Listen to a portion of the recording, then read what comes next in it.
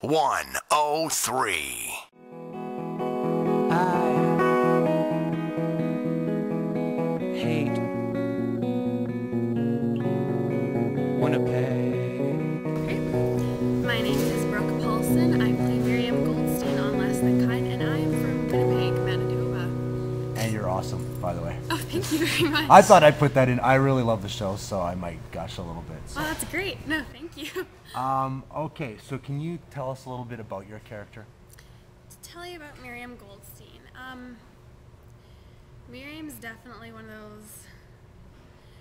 She seems like she'd be a to herself type person, but you can tell she's very elaborate and loud in everything she does. And as I was saying yesterday in an interview, I think she always tries to kind of find the optimistic points in every situation. So I kind of like playing her like that, you know, even whether or not she's going through a negative struggle or something, she's always just trying to find the positive things in it.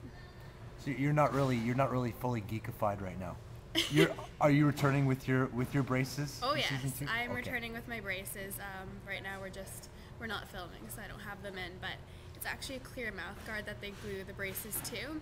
I just snapped them in, but I've never had braces, so I feel kind of deprived of my youth in that sense, so it's good to have that experience finally. I love the first scene that we see you in season 1 where you're in the buzzers. room and and you come up with the sound That's a effects good for the scene. buzzers. Yeah. Awesome. I love that. Okay, so tell me what in your personality is similar to Miriam's. Yeah, also I was saying yesterday that if you'd asked me that question about a year ago, what makes me like Miriam, I probably wouldn't have been able to find much. I used to be kind of like a very negative, emotional person, and I think once I started playing Miriam, she kind of helped me to find the light in things. Like I said, she just definitely finds the positive things in every situation she has, and so I think now definitely that rings true for me. Also, her nerdiness is definitely something I can relate to. I mean, in my group of friends, I'm the eccentric one. I'm the one that's always loud, always talking.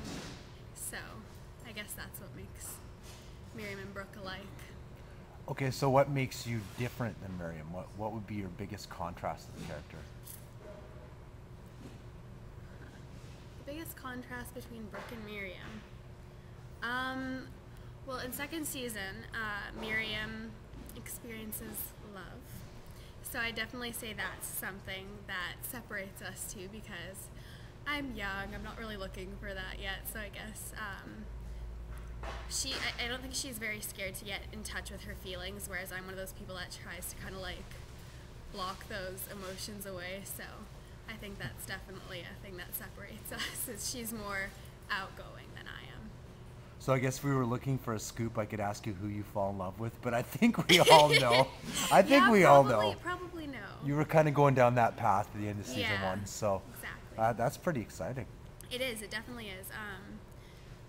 It's weird to play emotion I've never felt, but like I was saying earlier that I kind of take I try to act it as I see it through my parents. Like they're all very just, you can tell there's still so much in love, and that's really great to see. Obviously, like it's not a bad thing, but I kind of base it off them and their relationship. And Sheldon and Miriam are a lot like how my parents were when they first started going out, from all the stories I hear. So nice. Yeah. That's great.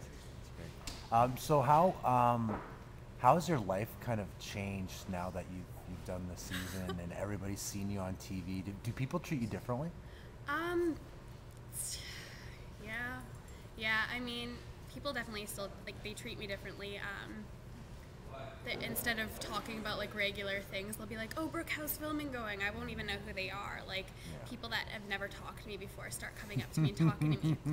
But don't get me wrong, there's still a lot of mean girls at school and stuff. Oh yeah, there's. For sure. They're even that probably gives them even more incentive to be mean because now they're jealous on top of it. For sure, it just adds the ammunition. So like, yeah, there's the mean girl aspect is definitely still there. I mean, it's high school. How can you not experience that? But yeah, this past week has not been a good week for that. Regardless of whether I'm at school or not, it's still completely there. So. What I find funny is people automatically think, well, now that you're a star, and well, I mean, in my eyes, you are. Thank because you. I've seen you on a show that I really like, and Yeah. I certainly hope that it's very successful, and you guys have 10 seasons, same. and you're the next corner gas, and everybody loves you. Like, Yeah. that's what I'm hoping for the show, personally, anyway. But I found in my own life that once people got to know who I was and stuff like that, people who I knew before they even knew I was in radio, and then they find out who I am, they treat you differently, and it's not necessarily a good A thing. good thing, Like, and yeah. people would think that it would be automatically a good thing, but sometimes you just want to be treated like just you're a person, because that's for all you sure. are, right? No, like I was never like the popular girl at school or anything. Like I was kind of the one that tried to be friends with everyone, but didn't really have a specific group that I hung out with.